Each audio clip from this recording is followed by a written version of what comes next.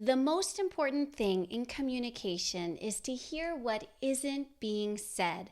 Peter F. Drucker said this. We've been talking about better communication with our children. I know that you want to better understand what your children, your teens are and aren't saying because you pushed play to this episode. A youth leader said that a lot of teens come to her to talk because they feel they are already beating themselves up. They don't need their parents to also. I'm Kimberly Mutar, and I'm sharing 4 things I do to get my kids to open up and talk. If you want to stay patient, calm, connected with your little ones and your teens, and speak life in a way they understand, you are in the right place. This is the Renewed Mama Podcast. Let's say goodbye to nagging, being sarcastic, shouting, or repeating ourselves 100 times. Hello, peace in our home. Everyone gets along, and you, Mama, raise great, confident kids. The first thing I do to get my kids to open up and talk is to listen. Listen first. Say, I hear you. Don't jump to conclusions thinking you already know what they're going to say or why they did what they did. Don't blow up, smile, nod your head, and listen. Ideally, you want to stop what you're doing and look them in the eyes. Sometimes I know that's not possible. We do need to multitask. For example, feeding the baby and listening. Chopping veggies and listening, or stirring pasta that's cooking on the stove and listening. I say things like, come with me, let's talk while I fold this laundry. I'm totally listening while I make this salad for dinner. Listen well and say things like, thank you for telling me. Ooh, what? Crazy. That's amazing. That's interesting. I'm so glad you shared that with me. I didn't know that about whatever it is. Ask questions to show interest and to understand more. If your teen shares something hard for you to swallow, say, may I think about that and come back to you. Continue learning about your kids, their interests, their likes, their dislikes. Explore them together. Listen first. It's a wonderful foundation for creating connection. Next, I reflect understanding. We all want to feel understood. Kids calm down and feel safe when they feel gotten. Picture this. It's 10 p.m. My son asks, may I have a brownie? My oldest promised all week that she would make brownies on Saturday, so we were ready. We were anticipating her brownies. And the house still smelled amazing at 10 p.m. from her 2 batches of brownies, one for us and one for watching the Super Bowl with friends. So it's 10 p.m. We were out. We came home. My son asked if he could have a brownie. I said, oh, I want to have a brownie too. But I have to say no because it's too late to eat brownies. I'm telling myself no because I want one too. He asked, may I have a brownie in the morning? I said yes, after you have protein. That looks like an egg or leftover dinner. For now, if you're hungry, have a little yogurt or a clementine or banana. In this, I reflected understanding. We were in the same boat, wanting another brownie and having to say no together. I compromised with permission to have a brownie in the morning after he had protein, and I gave him choices for what to snack on now.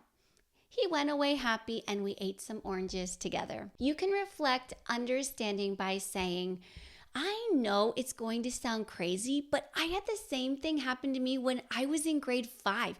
There was this boy named Danny who, and then tell your story and invite them to open up about their experience. You could pull out old report cards or writing journals from school. You can laugh over how you used to spell when you were younger. Let them find some of your spelling mistakes or your punctuation mistakes and then say, want to work together so your spelling and punctuation is way better than mine? I know you want to help your kids to open up and talk to you. Listen well and reflect understanding.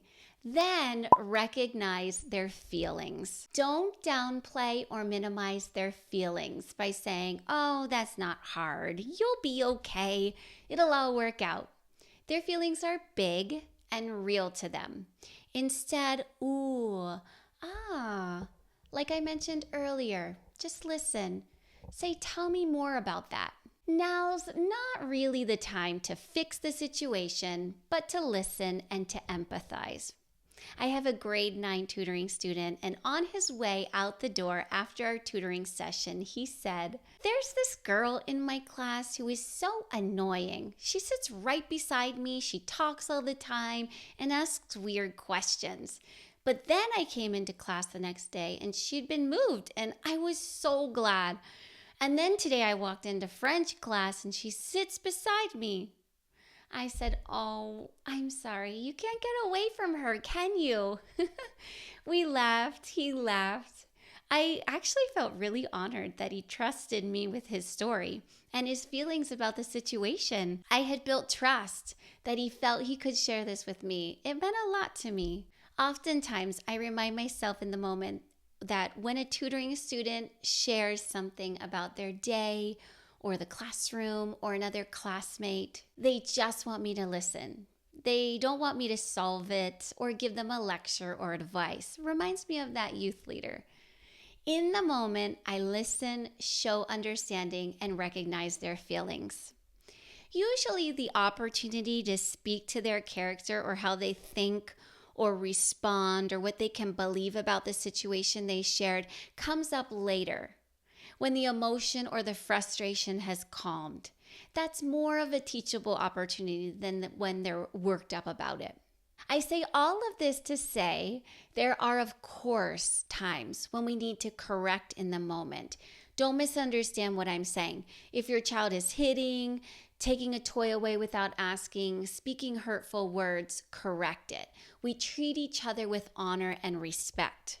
Sometimes you need to say, "I get it, but the rule is." I know it feels unfair, but we're still turning it off. I know you're upset, but we do not talk that way. We speak kind words. I know you want that toy, but we ask first when someone else is playing with it. You'll know when correction needs to happen in the moment and when to address the concern when their heart is teachable. So that's the fourth thing I do to get my kids to talk, to open up. Address the concern when their heart is teachable. Come back to the moment later when they're calm and their heart is ready to receive the instruction.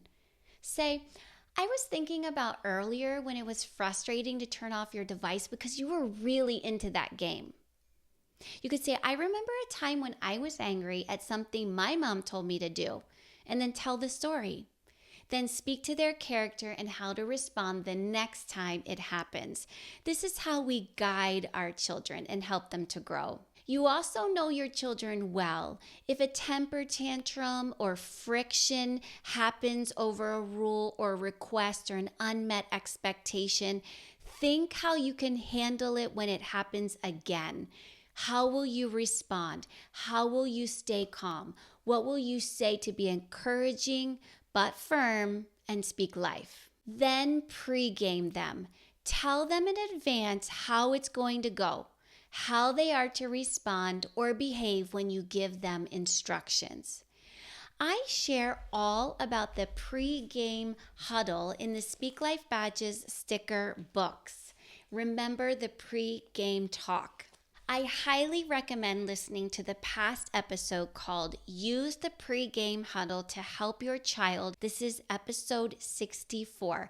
I'll leave the link in the show notes. Let's end with a few declarations about communications. These can be found on the I Am Speak Life Declarations pages 18 in your sticker book. I teach and communicate easily with my kids. Communications between my kids and me are fun, clear, heard, and honored. I am the one that my children come to talk to. They come to me to share their hearts, and I do not judge, condemn, or take offense.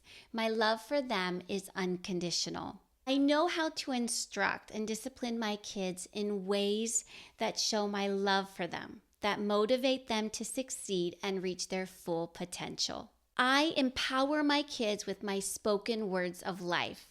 My words produce confidence, focus, vision, teamwork, health, and life in my children. My words of life speak truth over them and demolish any lies they are believing from school, their peers, and the media. So good. All right. I invite you to join me for Renewed Mama Coffee Hour this Thursday and next Thursday. Join me on Zoom for 30 minutes, 1 o'clock Eastern Time for free. We'll connect, see each other face to face, share a coffee together virtually, and continue this discussion. Come with your specific questions about communicating with your children. Contact me on the Contact Us page at therenewedmamacoaching.com for the private Zoom link.